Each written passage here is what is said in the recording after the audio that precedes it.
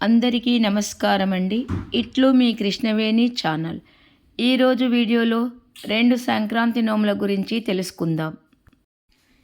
ఈ వీడియోలో మనము సంక్రాంతి నాడు నోముకునే నోము గురించి తెలుసుకుందాము. మల్లెకొమ్మ, తులసి కొమ్మ నోము.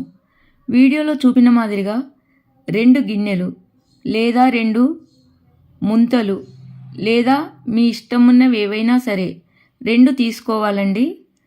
మనకు దీనికి కావలసినవి ఒక మల్లెకొమ్మ, ఒక తులసి కొమ్మ. నేను వీడియోలో చూపెట్టడానికని 2 చిన్న గిన్నెలను తీసుకున్నానండి. మీరు మాత్రము 2 జబ్బతట్టలు కానీ, 2 ముంతలు కానీ, 2 గిన్నెలు కానీ మీ ఇష్టమున్నవి తీసుకోవాలి.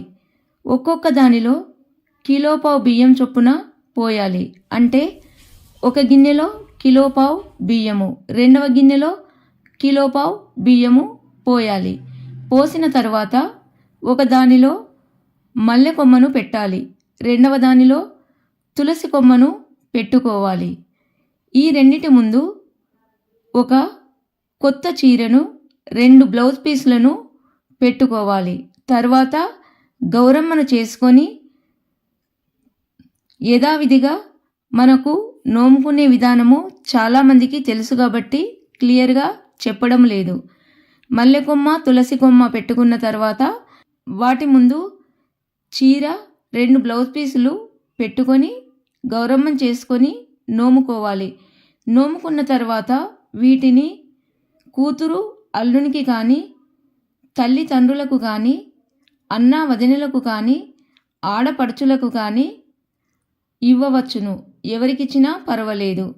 మరియు తులసి కొమ్మ, మల్లెకొమ్మ వెండివి కూడా దొరుకుతున్నావండి. ఇష్టమున్నవారు వెండివి కూడా తెచ్చుకొని నోముకోవచ్చును. ఈ వీడియో కనుక మీకు నచ్చినట్లయితే లైక్ చేయండి, సబ్స్క్రైబ్ చేయండి. అందరికీ ధన్యవాదములు. మీకేమైనా నోముల గురించి వివరాలు కావాలంటే కామెంట్ బాక్స్లో పెట్టండి. నాకు వీలైనంత వరకు దాని గురించి తెలియజేస్తాను. Thank you for watching. ఈ వీడియోలో మనము సంక్రాంతి నోము గురించి తెలుసుకుందాము. దీనికి 3 స్టీల్ గిన్నెలు కానీ, ఇత్తడి గిన్నెలు కానీ, వెండి గిన్నెలు కానీ తీసుకోవాలండి. మొదట ఒక గిన్నెలో పావుసేరు కుంకుమను పోసి పెట్టుకోవాలి. రెండవ దానిలో అర్ధసేరు కుంకుమ పోసి పెట్టాలి. మూడవ దానిలో 3 పావుసేర్ల కుంకుమను పోసి పెట్టాలి. పావుసేరు కుంకుమ దగ్గర బంగారు బొట్టు పెట్టుకోవాలి. అర్ధసేరు కుంకుమ దగ్గర అద్దం పెట్టాలి. 3 పావుసేర్ల కుంకుమ దగ్గర ముత్యం పెట్టాలి. నేను ఈ వీడియోలో చిన్న గిన్నెలను తీసుకొని వీడియోలో చూపెట్టడానికని కొంచెం కుంకుమ తీసుకున్నానండి. మీరు కొలతల ప్రకారము తీసుకొని గిన్నెలలో పోసుకోవాలి.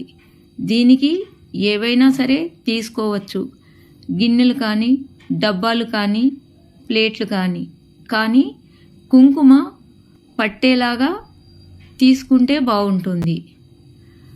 మొదటిది పావుసేరు కుంకుమను, అంటే బంగారు బొట్టు ఉన్న పావుసేరు కుంకుమను తల్లికి ఇవ్వాలి.